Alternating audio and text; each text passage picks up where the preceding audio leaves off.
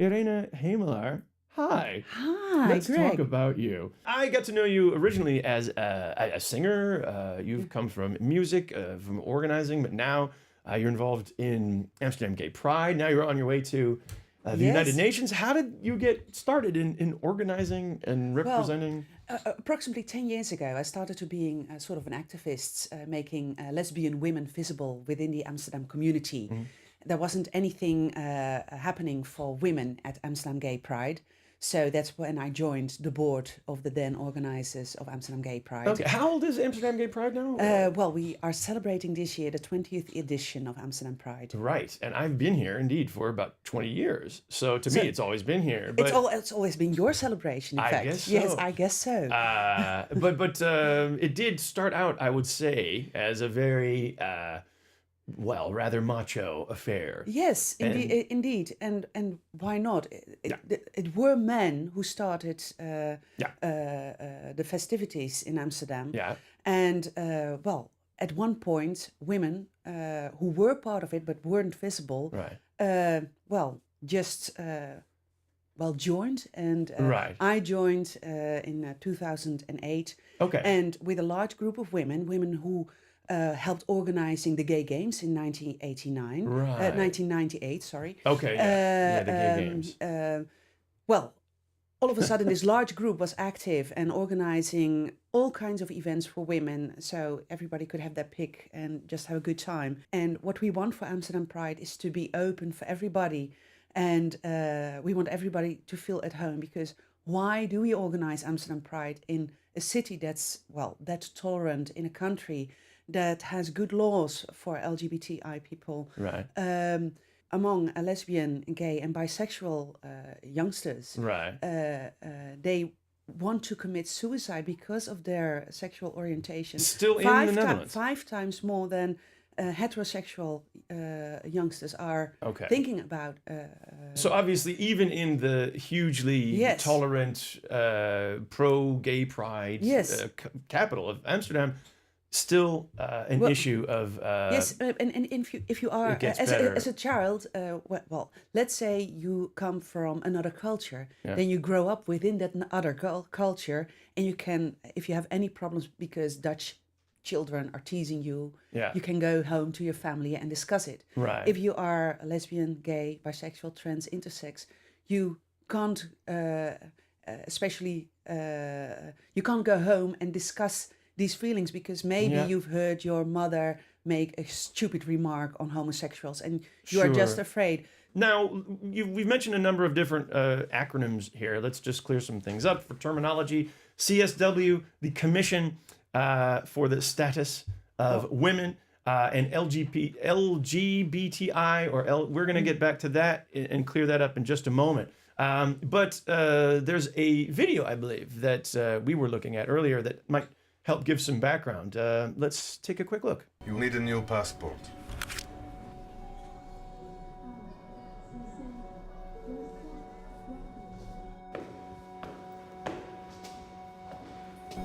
Tell me about your sexual experiences. What arouses you? Divorce granted.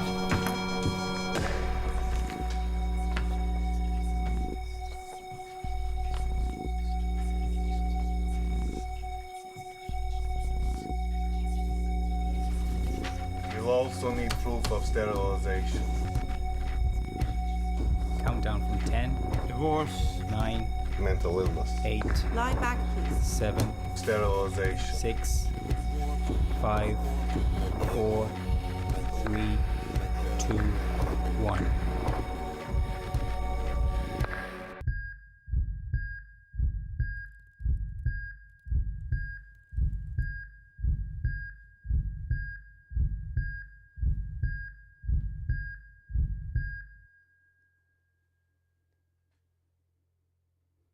So, a very powerful statement Yes. at the end there. 34 countries in Europe. How are we counting? That's a lot of countries in Yes. Europe. And But is that Eurovision version of Europe? I'm afraid so. Yeah. But even up until July last year, in the Netherlands, if you wanted to change your gender in your passport, Okay. you had to undergo sterilization. Okay. So that's Up until last year. Yes, up until last year. Okay. So That's just. Yeah, it's sort of incomprehensible. Sorry, I just need to take a moment to no, let that sink in. but it is. So if you are a trans person, just wanted to become the person Yeah. who you're supposed to be, Yeah. then you have to undergo all these sorts of questions, mental illness. Right. If you in many countries you can't be married as a same-sex couple, so you have to divorce. What does it mean if someone wants to change their gender? I hope this little movie explains a lot about it. Yeah. Because what I find hard is that our society, our Western society, Yeah. and in the world maybe, yes, even in the world, it's we want to think in man and woman, and not as if there's something in between, or not Right. if that it may be fluid for some people. What my dream for the world is, of course, world peace. But Yeah. that as a society we would have a broader vision on how people can be people, Yeah. and that trans people can become the person who they are supposed to be, Right. persons who they are, not easily, and be accepted for who you are. How did you get to represent to be the Dutch representative? I applied for the job. Okay. Yes, and over the last 20 years, it's always every year for 70 years, a Dutch women's representative has joined the governmental delegation Okay. to the United Nations General Assembly. And this year is, what's special is this particular subject. It has never been done before, discussing LGBTI human rights in front of 193 world leaders, of which Yes. 80 countries have laws against homosexuality. Still, I mean, And in some of those countries, you can get the Death death penalty? penalty. Yeah, I And I'll know. be standing there talking Yeah. about these issues. So it's quite a huge statement of our Ministry of Foreign Affairs to yeah. allow me to do that. What about Europe? I mean, is there no opportunity to talk to the rest of Europe, these 34 countries that still don't understand the issues with transgender people? Yes, You're vaulting right to the whole 193 seat United Nations. Well, there wasn't I haven't heard of a position available to do this in Europe, just in Europe. Okay. So, giving a speech on LGBTI rights in New York will involve those 34 countries as well. So yes, and I think On for their many passport. countries it will be their thoughts will wander off because it's so out of their world Yeah. that even discussing these topics. So for some, me giving a speech of 7 minutes on LGBTI rights, Right. just having the speech will be too much for them. But for some, maybe, that's why I want to do this.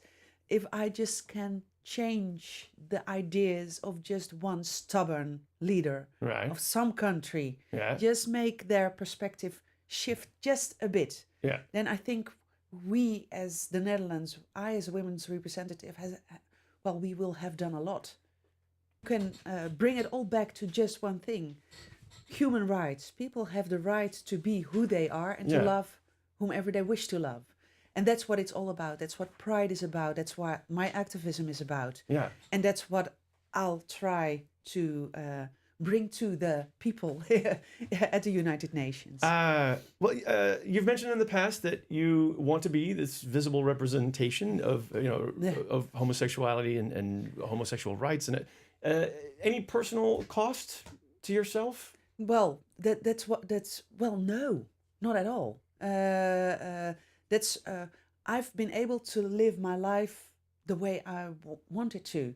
Of course, when I came out to my parents, I found that, I was a bit scared, of course, about how they would react. How old are you? When I came out, I was 19 years old. Okay.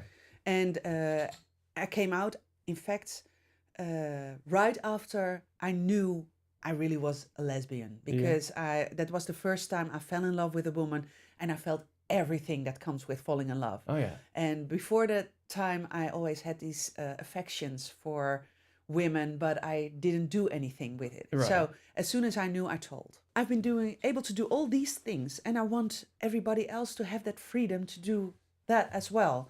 And well, then you become an activist, and then you're going to stand, lead the troops. Last question. Can I be a feminist? Well, of course you can. Is there a way? I mean, I know there's differing opinions on the issue. Greg, of course. We can't do our own emancipation all by ourselves. We need our straight allies. Oh, good. And so I'm afraid I don't want to take the name feminist as like the only thing that women have claimed for themselves. And then here's a man saying like, oh, yeah, I want that too. Well, action speaks louder than words. So if your actions are the right ones, you may call yourself a feminist. Well, Greg. for me, I'm putting myself out there. Yeah. I've not talked about transgender rights or the mechanics of how that works, and I think I have tipped my hand today with some biases that I didn't know I had.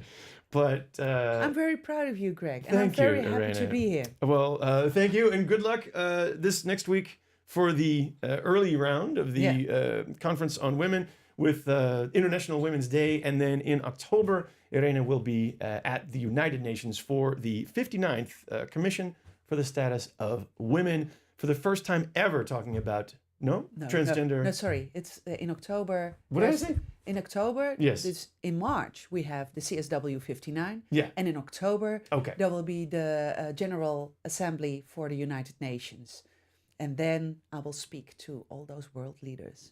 For the first time ever about LBTI rights, which lesbian, bi, trans and intersex. And intersex. Yes. That's exciting.